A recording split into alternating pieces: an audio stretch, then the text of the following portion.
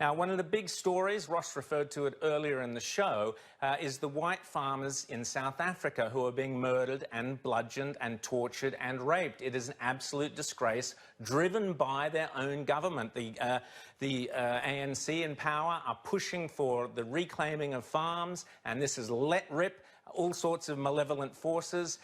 We have two fantastic guests. I want to go straight to them, and I want to hear from both of them the full story. You are not going to want to miss this, despite, as Ross said earlier, the Sydney Morning Herald batting this away as some kind of alt-right nonsense that we needn't worry about. This is a hugely critical issue.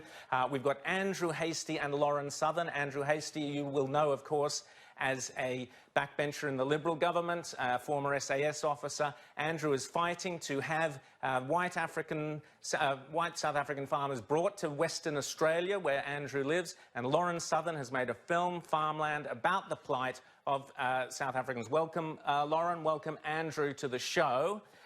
Let's kick off, Lauren, with you. Just tell us briefly the plight, and we'll get into also your fight for the farmers of South Africa. Off you go. Sure thing. So it's still shocking to me to hear people claim that what is going on in South Africa is some sort of alt-right conspiracy. It is something that you don't have to make up. It is demonstrably true. You can look at the statistics right now. White South Africans, at a far higher rate than other groups, specifically farmers, are being attacked, murdered in brutal ways that are beyond just robberies.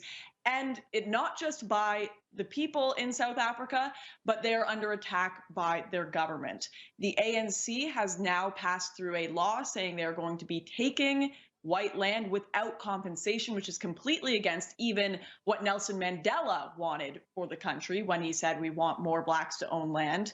And you have parties like the EFF, run by Julius Malema, who have 10% of the government, and they are saying we need to kill and shoot the Boer in songs they sing at their Congress meetings.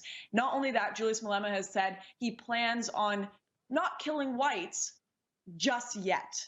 This is a direct quote from the leader of a political party in South Africa. So to anyone saying that this is an alt-right conspiracy, this is ridiculous pro-white nonsense, if this were being said about any other racial group in the world by a political leader, it would be on the front page of every single newspaper, Huffington Post, Independent, New York Times. They would all be saying the rise of Hitler is upon us. But because Julius Malema is black, because the ANC are what seem to be, they're not a minority in their country. Remember, this is South Africa.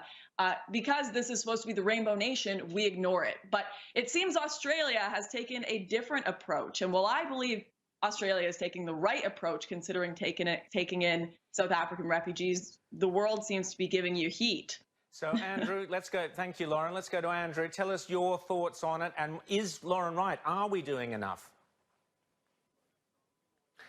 Well, thanks, Rowan. We've always had a very generous humanitarian visa program. It's run for the last 4 decades. We've been very responsive to international crises. We've taken Vietnamese people, Lebanese people during the Civil War, Albanians, Bosnians, Serbians, Croats during the Yugoslav wars.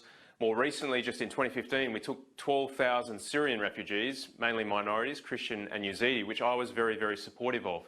So in that context, we've always been very generous, and on that basis, that's why I'm advocating for the South African farmers, because I believe they do meet the criteria for refugee status, and that is being discriminated against or persecuted in their country of origin. Now, if we accept the facts that Lauren just outlined, and of course we've had reporting in our own media from Paul Toohey and others, there was something like 400 attacks last year, something like 80+ murders, and this year alone we've already had 15 murders. And I can tell you, I've also got anecdotal evidence in Western Australia, Rowan, of people who've been directly affected by this, people living in Canning and elsewhere. And that's why I'm advocating for it. It's very, very disappointing, however, that as soon as you raise this issue, people accuse you of being racist. And we saw Peter Dutton during the week, the Minister. Yeah, Andrew, we'll get into that. I just want to quickly, so our viewers know, just some of the headlines. Farm manager tied upside down, hacked to death, wife raped. A farm manager was tied up with wire, repeatedly stabbed, hacked to death. His wife was raped by the attackers.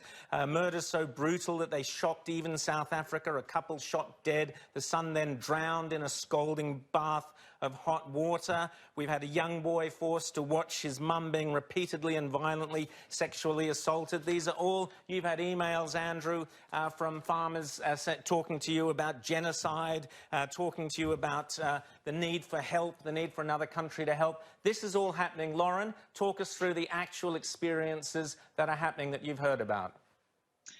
Yeah, I actually had the opportunity to speak to the woman who had to clean up the skin of the young boy who was boiled in that bathtub. And it's a group called the Blood Sisters. They used to just be two people who would go about and they would clean up these murders, these horrific murders where children were raped, families massacred. They've had to expand, basically, and make it a full business where they've got places all over South Africa with employees because these murders are happening at such exceptional rates.